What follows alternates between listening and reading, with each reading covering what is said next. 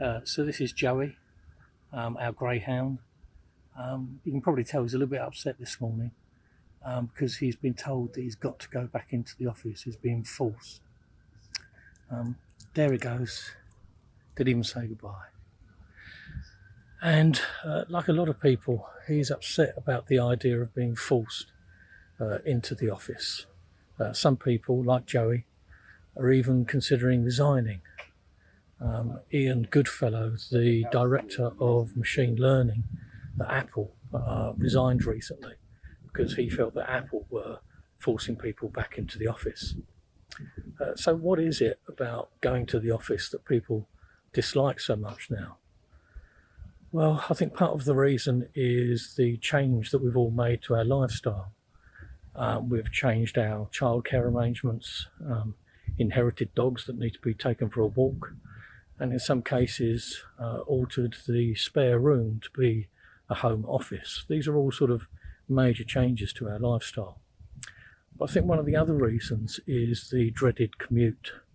The hour and a half, maybe in some cases 2 hours that we need to spend commuting. Certainly Joey doesn't like going on the train because he can never find a seat. And sitting in a traffic jam with me, he gets a little bit bored playing I Spy with My Little Eye. But where is it written that going into the office needs to be 9 to 5? Flexible hybrid working can mean flexible hours. So for example, if you've got a meeting at 11, do you really need to turn up at 9? And if you turn up at 11, you're not late for work because the chances are you've been doing 2 hours work at home. And if the meeting only lasts an hour, can't you leave at 12, go back home and continue working? Certainly going into the office for meetings is a great idea. There's an energy in the room when it's in person, in office. You get all of those visual clues from people's body language, when to talk, when to listen, and the conversation just seems to flow better.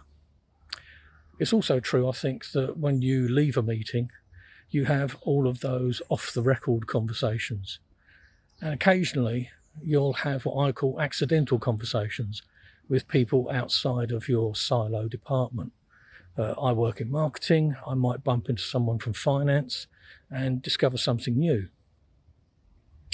I think there's also more collaboration and team building in the office. It's nice to celebrate Tony's birthday with a cupcake and a cup of tea. It's nice to go for an after-work drink with your teammates to celebrate a big win. And who's going to refuse a lunchtime pizza, especially if your boss is paying? What's your view? Joey would like you to comment below. There's also a blog article, and you can see the QR code and URL on screen now. Whether you've travelled into the office or working from home today, have a nice day.